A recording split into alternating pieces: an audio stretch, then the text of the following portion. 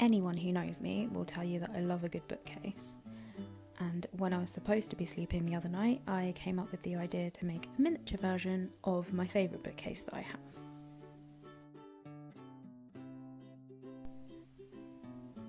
I started by looking up the flat pack instructions of the Billy bookcase that I've got from IKEA, and I scaled the pieces down, not accurately, just eyeballed it. Then once I got all the pieces sketched out, I cut these out of mat board.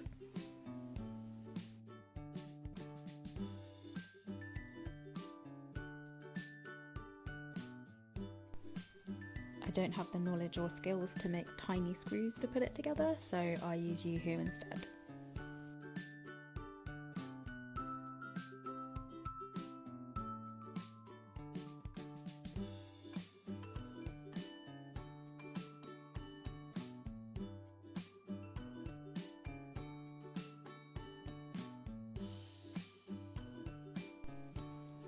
I did briefly consider making every single book I own, but as you saw at the beginning, that was quite a few, and I have more than one bookcase, so I decided instead to be sensible and just make my absolute favourites.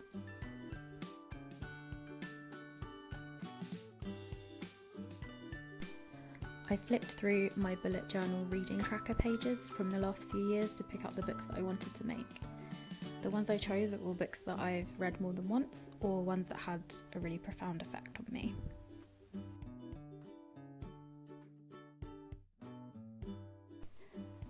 I also kept the books limited to ones that I had physical copies of, because I wanted to be able to take pictures of them so that I could edit them down into smaller sizes. I took photos of each book from the front, the back and the spine, and as I have zero Photoshop or editing skills, I used Microsoft Word to edit these down into miniature book covers that would fit inside the bookcase I'd made.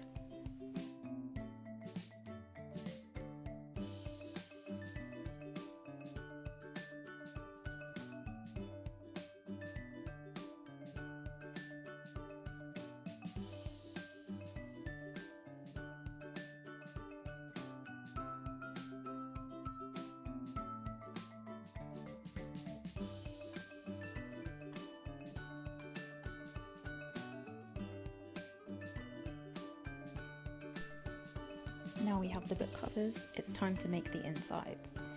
I took some scrapped mat board and cut them all down to size for each book, and I also bulked them up with some regular printer paper if the mat board wasn't quite thick enough. And just look at those shaky hands, the strength of this woman.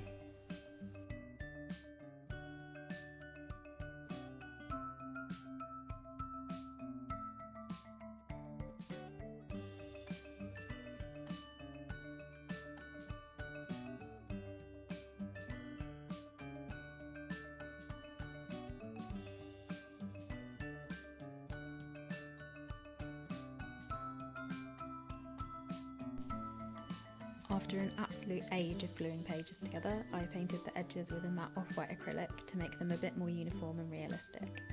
I then glued on the book covers with PVA.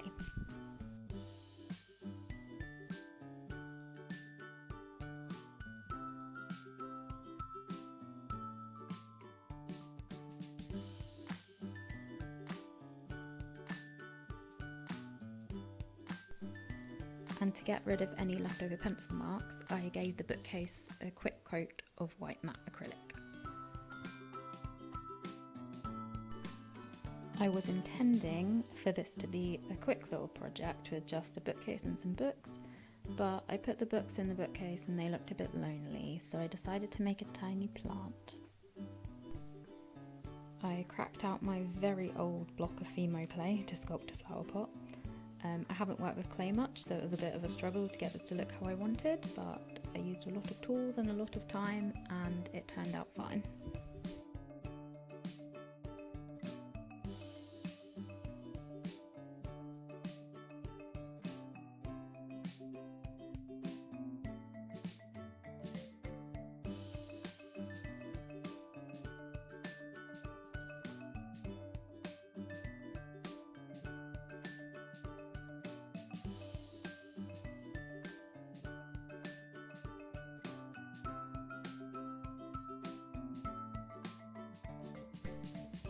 I based this plant on a string of hearts, so for the plant vines I separated a piece of embroidery floss into its smallest threads and covered them in glue to keep them a bit stiffer.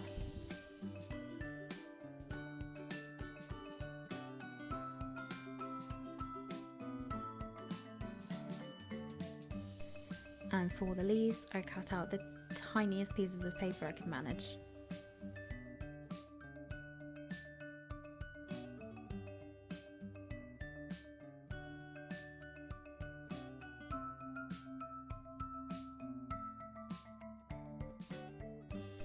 I glued the vines into the flower pot using a lot of super glue, and then I glued the leaves on with PVA and a lot of patience.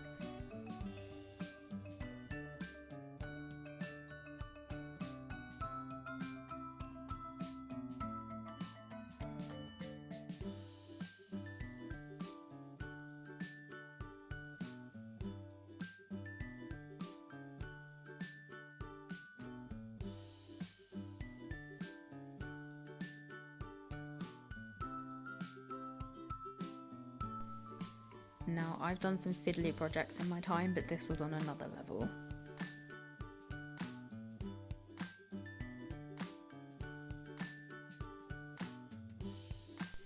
I wanted a few more accessories to go on the shelves, so here comes Terry to hammer a crystal.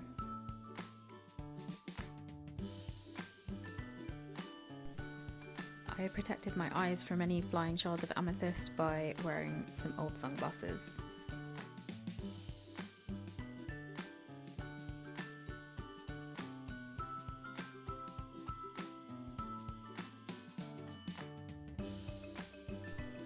And what is a bookshelf without some art?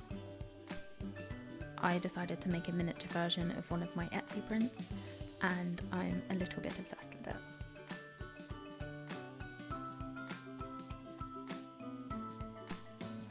For the frame, I cut some matchsticks down to size, and I used some spare clear plastic to act as glass.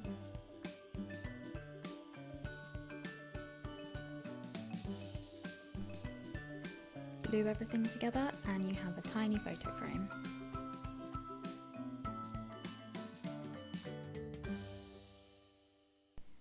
And with that, the accessories are complete.